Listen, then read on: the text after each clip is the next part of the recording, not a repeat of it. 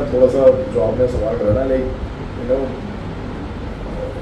इसमें may be शायद I start crying, like मुझे रोना भी आ जाए। तब मैं पहले तो थैंक यू सो मच मेरे भाई, आप आए मेरे पास और इनिशिएटिव लिया। नेक्स्ट क्वेश्चन है आपसे कि ये सब चीज़ों के बाद कमबैक करने का क्या मोटिवेशन आया आपको कि भाई अब उठना है और अब करना है और लोगों को जवाब देना है।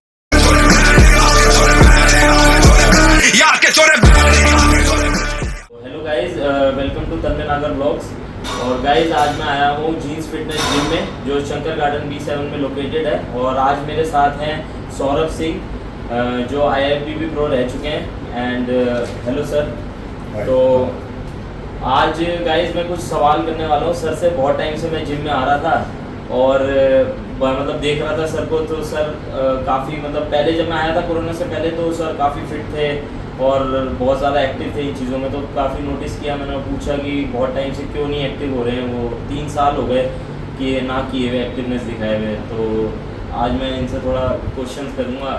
तो आइए गाइस, सर से सवाल करते हैं कुछ। और सर मैंने काफ़ी सुना है, इंस्टाग्राम पे भी कमेंट्स भी पढ़े हैं, काफ़ी नेगेटिव कमेंट्स भी पढ़े हैं आपके बारे में कि आप compete नहीं कर रहे हैं, सिर्फ अब सर बिजनेस में घुस गए हैं और मतलब सिर्फ अपना बिजनेस ग्रो अप कर रहे हैं कंप्लीट। तो मतलब ऐसे टाइप लूजर वाली कुछ बताना चाहते हैं लोग कि। तो सर से मैं जानना चाहूँगा आपसे मैं कि क्या थी मेन फैक्ट, क्या थे इनके पीछे, क्या रीजंस थे आपने छोड़ा, नहीं कर पाए। तो आप प्लीज। सो तब मैं पहले तो थैंक यू सो मच मेरे भाई, आप आए मेरे पास और इनिशिएटिव लिया आपने मेरे बारे में जानने का और लोगों को बताने का। बेसिकली तन्मय के चैनल के माध्यम से और इसके चैनल के थ्रू मैं बस ये बोलना चाहता हूँ, देखो लोग बहुत बातें करते हैं, जब आप compete नहीं करते हो, खासकर बॉडी बिल्डिंग के अंदर प्रॉब्लम क्या है इस पर्टिकुलर स्पोर्ट्स के अंदर, आप जब तक compete कर रहे हो आपको लोग पूछ रहे हैं, ठीक है, बट आप जब compete नहीं करते हो तो ब्रांड एंडोर्समेंट भी आना बंद हो जाती है। तो मेरा जो सबसे बड़ा था प्रॉब्लम, लाइक 3 साल मैंने compete नहीं करा, वो बहुत चैलेंजिंग था तन्मय। क्यों था? क्योंकि मैं 8 से 10 साल बैक टू बैक खेल रहा था। I one Jira, I one body power, Sheru classic मैंने जीता, I played 2 time Sheru classic, third में मैंने फिर प्रो कार्ड भी सिक्योर करा। देन ऑल ऑफ सडन 2019 में मैंने अपना प्रो डेब्यू किया था वियतनाम में। उसके बाद से मैंने नहीं खेला। Now it's almost more than 3 years, but again I am coming back.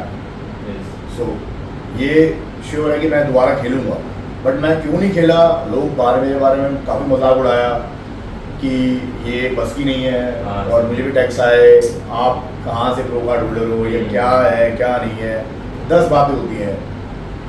Actual reason ये था तन्मय कि मैं जब 3 साल, मैं एक्चुअल में थैंक्स दोबारा बोलना चाहता हूँ क्योंकि ये चीज़ किसी को नहीं पता। आज तक मैंने इस बारे में बोला भी नहीं किसी को। कई लोग आए मेरे पास, लाइक उन्होंने मेरे से पूछा भी लाइक रीज़न क्या रहा। आई ऑलवेज लाइक मैंने हमेशा अवॉइड कर दिया। 3 साल सबसे बड़ा बात तो है कि 3 साल बहुत बड़ा गैप है। एक एथलीट के लिए 3 साल बहुत बड़ा गैप होता है जिसमें वो प्रैक्टिस नहीं कर रहा है, कुछ नहीं कर रहा है, and all of sudden like you are out of shape, कोई ब्रांड एंडोर्समेंट नहीं, people don't want to talk to you because you not doing nothing, you go to the events, people not recognise you, आपको लोग पहचानते नहीं है क्योंकि आप खेल नहीं रहे, ठीक है। मैं 2019 के बाद मुझे कुछ ऐसा प्रॉब्लम हुआ था कि मेडिकली मुझे इशू हो गया था। 8-10 महीने मैंने, मुझे डॉक्टर का रिपोर्ट है मेरे पास, 8-10 महीने, मैं आपको शो भी कर दूँगा, दिखाऊँगा आपको, 10 महीने मुझे कम्प्लीटली मना कर दिया कि आपने वर्कआउट नहीं करना। तो आई वॉज लाइक, मेरी ये हालत थी, अगर मैं नॉर्मली वॉक भी कर रहा हूँ, आप तो ट्रेडमिल कार्डियो तो बहुत दूर की बात होगी, अगर मैं नॉर्मल वॉक भी कर रहा हूँ उसमें भी मुझे बहुत जल्दी पेन आता था, मेरा मसल लम बनना स्टार्ट हो गया था कम्प्लीटली थाई के आसपास, अपर थाई के आसपास, और वो पेन ऐसा होता था कि वो कम्प्लीटली मुझे खींचता था, यू नो, मैं बिल्कुल ब्रेक डाउन था लाइक उस टाइम पर। It was something like that कि मुझे ऐसा भी लगता था कि शायद मुझे लाइक सिम्टम्स जो थे वो कैंसर के ही थे, बट मैंने उस टाइम को झेला है। मैंने 6-8-10 महीने मैंने कुछ नहीं कराया, मैंने वर्कआउट नहीं कराया, मैं डाइट से आउट था कम्प्लीटली, मेरा मेडिसिन पे था। उसके बाद जब लॉकडाउन लग गया तो मेरे पास वैसे ऑप्शन नहीं थे खेलने के, एंड देन मैं उस स्टेट में आने भी, मतलब मैं बहुत मुश्किल हुआ मुझे आने में, लाइक कैसे प्रैक्टिस स्टार्ट करूँ, किस तरह करूँ, क्या करूँ, कैसे अपने आप को दोबारा उस ट्रैक पे लाऊँ, बहुत डिफिकल्ट था। तो ये जो 3 साल थे मेरे, लॉकडाउन भी हुआ बीच में, एंड उसके बारे भी चीज़ें बहुत ख़राब हुई, बट मेजरली मुझे जो मेडिकली जो मुझे चीज़ हिट करी वो आज कोई नहीं जानता। आज पहली बार मैं आज सक्सेस कर रहा हूँ। तो मेडिकली इशू था, सबसे बड़ा रीज़न था मेरा पीछे हटने का, और 1 साल मैं उसी में झूठता रहा। फिर 1 साल बाद जाके मुझे बेटर लगा, फिर मैंने धीरे धीरे एक्सेस करना स्टार्ट किया, बट जब लॉकडाउन लग गया था, तो ये सबसे बड़ा रीज़न था मेरा करने का। तो गाइस आप देख रहे हैं, बहुत लोग कमेंट करने वाले हैं, बहुत लोग उल्टा बोलने वाले हैं। जब मेहनत करने की बारी आती है तो सब बस, जब अगर आपको जो बंदा मेहनत कर रहा है उसको मेन पता है कि वो क्या स्ट्रगल है, क्या है। जो कमेंट तो बहुत इजीली लोग लिख देते हैं, बट आज मेरे को सर से सच्चाई जाननी थी कि सर क्या है, क्योंकि सर ने भी बहुत ज़्यादा झेला होगा। एक तो सर वर्कआउट नहीं कर पा रहे, ऊपर से ऐसे कमेंट जो उन्हें और डिमोटिवेट करें। तो गाइस ये चीज़ें बहुत इम्पैक्ट करती हैं एक इंसान को, कि साइकोलॉजिकली, इमोशनली भी, हर जगह से इम्पैक्ट करती हैं। सर मेरा नेक्स्ट क्वेश्चन है आपसे कि ये सब चीज़ों के बाद कमबैक करने का क्या मोटिवेशन आया आपको कि भाई अब उठना है और अब करना है और लोगों को जवाब देना है? और आपको मोटिवेशन और आपके कोचिंग कहाँ से लिया? अपने दर्शकों को ये ज़रूर बताइए कि कहाँ से आपने, कैसे स्टार्ट किया, कैसे किया? तन्मय, लाइक अगर आप मोटिवेशन की बात करते हो मेरे से यार, मैं आपको सच बोलूँ एक बात, आपको मोटिवेट करने वाला आदमी ज़िंदगी में आपको इस फील्ड में कोई नहीं मिलेगा। बहुत रेयर लोग हैं जो आपको जेन्युइनली मोटिवेट करेंगे। मोटिवेशन आपकी खुद से आती है जब आपके अंदर भूख हो ना कुछ करने की, आपको पता है आपने करना है और आप किसके लिए बने हो। मेरा बैकग्राउंड सॉफ्टवेयर इंजीनियर था, मैंने वो सब छोड़ के मैंने ये लाइन स्टार्ट करी। आई स्टार्टेड फ्रॉम जीरो पैनी, लाइक मुझे ये नहीं पता था कि नेक्स्ट में कितना कमाने वाला हूँ। I started my career into this field बिल्कुल जीरो से। तो मोटिवेशन आपकी जो है वो खुद से आती है। लाइक आपने जो हासिल किया इतना, वो क्या धरा का धरा रह जाएगा या आप उसको आगे कैरी करोगे। रही बात और फैक्टर्स की, लाइक मेरे फैमिली वाले बहुत सपोर्टिव है। लाइक मेरी वाइफ खास कर, like she supported me a lot. मेरी बॉडी बिल्डिंग की स्टार्ट लाइक जब हुई थी तो उसने मुझे सबसे पहले उसी के थ्रू स्टार्ट हुई थी, उसने मुझे बहुत सपोर्ट किया था। मेरे घर वाले, मेरे डैड एंड एवरीवन, देखो ये आपके सारे वेल विशर्स हैं, बट एक जो होता है रियल फैक्टर, वो आपको सपोर्ट कर सकते हैं, लेकिन रियल मोटिवेशन आपके खुद से अंदर आती है। आपको खुद ही करना पड़ेगा, खुद से फाइट करनी पड़ेगी, ये है। एंड बात रही मेरी कोचिंग की, कोचिंग मैं आज सच बताऊंगा, अक्सर बॉडी बिल्डिंग के अंदर भी ऐसा होता है, बच्चे अपने कोचेस का नाम नहीं लेते हैं, अवॉइड करते हैं, या तो उनका जो एक्स कोच होता है उसको बुरा भला बोलते हैं। मेरे साथ मेरा जो करियर स्टार्ट हुआ था बॉडी बिल्डिंग का, वो हरीश सिंह बिष्ट के थ्रू स्टार्ट हुआ था। उन्होंने जेन्युइनली मुझे सिखाया कि एक्सरसाइज को बोला क्या जाता है, किस तरह डंबल को पकड़ा जाता है, उनसे सीखा हुआ है। उसके ओवर टाइम फिर वो काफ़ी बिजी हो गए, और उसके बाद मेरी जो कोचिंग थी, मैंने अभी तक हमेशा सिर्फ 3 कोचेस के अंडर करा है पूरे throughout the 10 years of my career. अभी जो मेरे कोच है वो नील योड़ा है, like he is from California and he is a very renowned coach, Neil योड़ा है, एंड उनसे मैं अभी मेरी कोचिंग चल रही है। हरीश सिंह बिष्ट के बाद जो मेरे कोच थे पहले, उससे पहले यही थे। उसके बाद मैं आरवी राणा सर के अंडर था, और आरवी राणा सर के अंडर में काफ़ी टाइम रहा, 2-3 साल रहा हूँ, एंड उससे मुझे बहुत सीखने को मिला, क्योंकि आपको सीखने को मिलता है हर एक कोचिंग से। उसकी रिस्पेक्ट करना हर एक स्टूडेंट के, मतलब हर एक सबके इंटरेस्ट पे है, कोई उसको रिस्पेक्ट देता है, कोई नहीं देता। चाहे आप कोच को छोड़ दो, मैटर ये नहीं करता, मैटर करता है कि अगर आपने सीखा है उससे, उसकी रिस्पेक्ट देनी चाहिए, चाहे आगे चाहे पीछे। सो मैं ये बिलीव करता हूँ मोटिवेशन एंड कोचिंग, दीज मतलब ये सारी कुछ चीज़ें हैं जो एक साथ चलती हैं आपके। आप बिना मोटिवेट के और या बिना कोच के, दोनों चीज़ आपके एक भी मिसिंग है तो आप नहीं कर सकते बॉडी बिल्डिंग। सबसे बड़ा प्रॉब्लम ये है, आजकल सबसे बड़ा प्रॉब्लम ये है कि लोग एक जगह स्टिक नहीं हो पाते बच्चे, बिकॉज उनका माइंड चलता है लाइक मुझे ऐसे करना है, वैसे करना है। You have to trust the process. आप एक इंसान पे विश्वास करते हो, आपको विश्वास करना पड़ेगा, टाइम देना पड़ेगा। ओवरनाइट बॉडी बिल्डिंग गेम के अंदर वो चीज़ें चेंज नहीं हो जाती हैं, आपको टाइम देना पड़ता है। सबसे बड़ा फैक्टर ये है, टाइम। आपको टाइम देना पड़ेगा अगर आप इस स्पोर्ट्स के अंदर हो।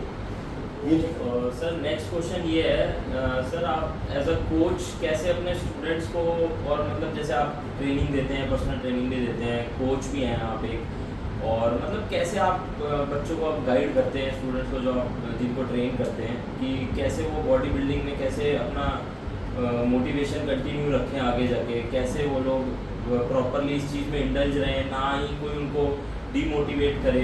मतलब जैसे आप बता रहे हैं कि कोचेस को भी बोल दिया जाता है कि उनके बारे में गलत इमेज क्रिएट हो जाती है कि भाई आज तो मुझे इसने ये नहीं कराया, ये नहीं हुआ, तो आप कैसे चीज़ों को दिमाग में लेके चलते हैं कि हाँ, इस स्टूडेंट को जब मैंने पकड़ा है तो इसे प्रॉपरली इसे गाइडेंस देनी है, डाइट देनी है, बहुत सारी चीज़ें होती हैं, तो आप प्लीज़ वो बताइए कैसे आप मैनेज करते हैं।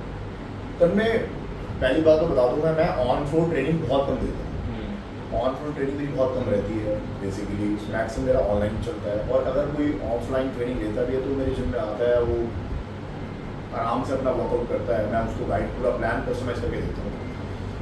तो क्या है कि as being a coach I believe दिक्कत कहाँ आती है सबसे ज़्यादा, कि जो नए बच्चे हैं उनका सबसे बड़ा प्रॉब्लम है कि टाइम, उनको बहुत चीज़ें जल्दी में करनी है। बॉडी बिल्डिंग गेम के अंदर ब्रदर आपको टाइम देना पड़ेगा, आप ये समझ लो। मैं 8 साल हो गए, 10 साल हो गए, तब भी अभी भी मुझे लगता है कि मैं बहुत अभी मुझे काम करना बाकी है अपने। जब मैं स्टेज देखता हूँ और मैं अपने आप को उनसे कंपेयर करता हूँ, मुझे लगता है I am nothing, I have to work on me. अगर मुझे अब बेस्ट करना है अपने आप को, मुझे उस पर काम करना पड़ेगा। तो मेरा मैसेज ये है, वो खासकर जो यंग बच्चे जो इस फील्ड के अंदर घुसते हैं, बिल्कुल न्यू फेसेस, भाई टाइम दो, सिर्फ टाइम दो।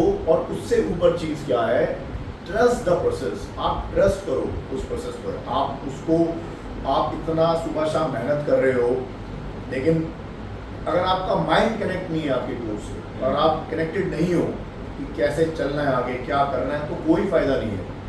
एज बीइंग अ कोच हमेशा मेरा मकसद ये रहता है कि पहले बच्चे को ये क्लियर कर दूँ कि आपको टाइम देना पड़ेगा। ये सारा गेम टाइम का है। मैं बार बार टाइम वर्ड क्यों यूज़ कर रहा हूँ, आपने देखा होगा मैं बार बार टाइम का वर्ड यूज़ कर रहा हूँ, क्योंकि ये गेम ही एक टाइम बाद आपका मसल मैच्योर होता है। ऐसा नहीं है कि आपने 2 महीने 1 महीने प्रैक्टिस करी और आपका मसल मैच्योर हो गया, देन आप ready for the stage. It takes ages, man. I'm telling you, it takes 3 years, 2 years off. You have to be on a good diet for more than 2 years if you want to be a best, right? So as being a coach, I believe. And दूसरी बात ये कि बहुत कम बच्चे होते हैं जो literally बहुत लॉन्ग चलते हैं अपने कोच के साथ, उन पर ट्रस्ट बना के चलते हैं। मैक्सिमम बच्चे अपना दिमाग लगाना स्टार्ट कर देते हैं कि अगर हमें ऐसा होता है तो हम ऐसा कर लेंगे, हम तो दे ज़्यादा स्मार्ट बन जाते हैं बच्चे। तो ये बड़ा प्रॉब्लम है इस गेम के अंदर। बट टू बी ऑनेस्ट, मैं कुछ बच्चों के नाम लेना चाहूँगा मेरे पास जो हमेशा ऑनेस्ट रहे हैं, मतलब आई रियली रिस्पेक्ट देम। बहुत मतलब कोशिश नाम नहीं लेते ऊपर नहीं, but I want to take like मुझे उसका नाम लेना है। Mayank is one of them, Aniket is one of them, Raman is one of them. These are the people like जो जेन्युइनली बहुत ऑनेस्ट है अपने कोच के लिए। और उन लोग आज नहीं, इट्स बिन 10 साल 8 साल हो गए हैं मतलब रहते। तो एक जो ट्रस्ट की बात कर रहे हो, समझ की बात कर रहे हो, मैं इनका सर्ट एग्जाम्पल दे रहा हूँ कि उन्होंने अचीव भी करा ओवर टाइम और कुछ लॉस नहीं हुआ है। बट क्या है कि धैर्य से टाइम लगता है, किसी को 8 साल 6 साल, किसी को 4 साल 5 साल। तो ये सब चीज़ें हैं कि इसमें टाइम का बहुत बड़ा रोल है और पेशेंस का। You have to keep your patience, आपको पेशेंसली इस स्पोर्ट्स को आगे कैरी फॉरवर्ड करना पड़ता है, then only you can achieve. As being a coach, this is what I want to say to all the जो अब जनरेशन आ रही है, जो चाहती है बॉडी बिल्डिंग करना या कोई भी करना चाहता है, टाइम दो बॉस, और टाइम दो और राइट टाइम दो। और आपका सबसे बड़ा रोल ये है कि किसी भी के पास कोचिंग करते हो तो उस पर ट्रस्ट बना के रखो, अपनी मेहनत से अपने आप को प्रूव करो, अपने कोच को अपनी मेहनत से प्रूव करो। कोच पे ट्रस्ट, कोच से बॉन्ड अच्छा होना चाहिए। एग्जैक्टली। सारी चीज़ों पे बात हो गई, तो मैं अब ये क्वेश्चन पूछना चाहता हूँ आपसे। सारी चीज़ें एक साइड पे रखते हैं। बहुत लोगों के जैसे आपकी सिचुएशंस आप बता रहे हैं, मतलब बहुत सारी चीज़ें हुई हैं आप लोग आपके साथ, तो मतलब एक ब्रेकडाउन मूवमेंट आता है लाइफ का ना, कि मैं अब भाई अब नहीं, बस अब मैं नहीं, मेरे से नहीं होगा, कि बस अब हार मान जाता है जिस पार्ट पे बंदा लाइफ में।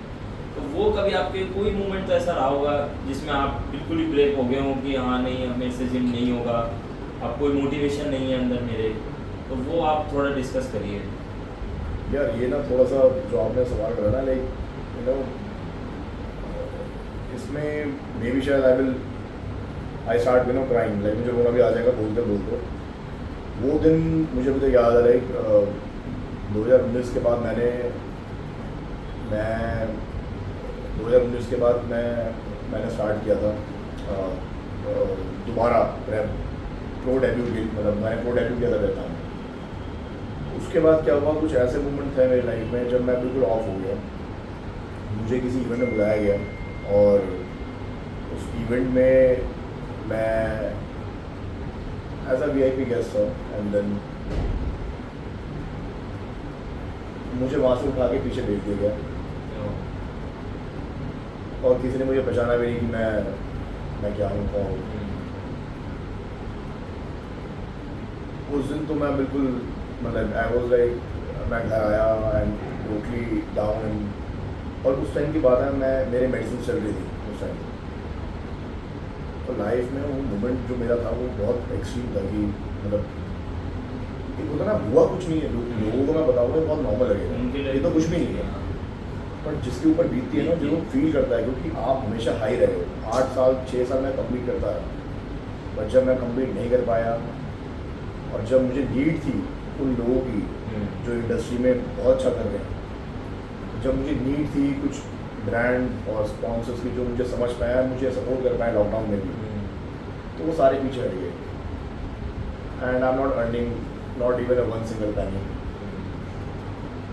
And that was a moment कि मुझे लगा कि I think I should quit this game यार लाइक हो गया बस यार डन है वो था मतलब वो कह सकते हो कि अगर आज मैं दोबारा कभी अकेले अभी तो चलो मैं अभी आपके साथ हूँ बट अगर शायद मैं अकेले में ये चीज़ फील करूँ तो आई मतलब मुझे रोना आता था और हर बार जब मैं सोचता हूँ मोमेंट लाइक वो सिचुएशन जब मेरे साथ हुई बट ये कि हल ये नहीं है ये रोना वो ब्रेक डाउन था मैं आपको बस ये बता रहा हूँ मैं लिटरली बता रहा हूँ वो टाइम ऐसा था कि मुझे कुछ समझ नहीं आया मेरे साथ ऐसा था कि मैं हूँ कौन क्या मैंने जीता क्या मैंने करा like there is no scope in body building what I am doing मतलब सो मेनी थॉट्स सो वो मोमेंट था यार लाइक यू नो एंड जब मैं ब्रांड से भी मैंने काफ़ी मदद मांगने की कोशिश करी उस टाइम पे क्योंकि मेरे पैसे तो थे नहीं टू बी ऑनेस्ट मैं नहीं कमा रहा था लॉकडाउन में I am not earning anything because मेरा जिम भी एक सोर्स था बंद पड़ा था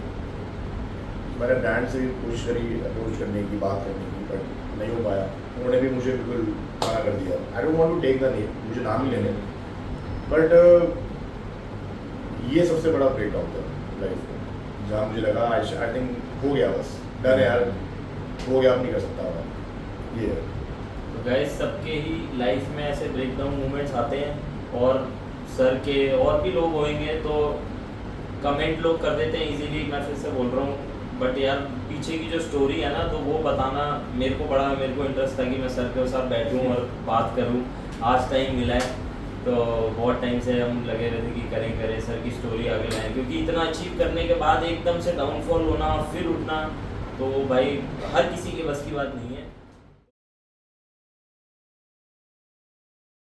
ਬੱਤੀ ਬੋਰ ਥੱਲੇ ਕਾਲੀ ਕਾਰ ਬੈਠੇ ਕਾਰ ਵਿੱਚ ਮੇਰੇ ਚੋਣ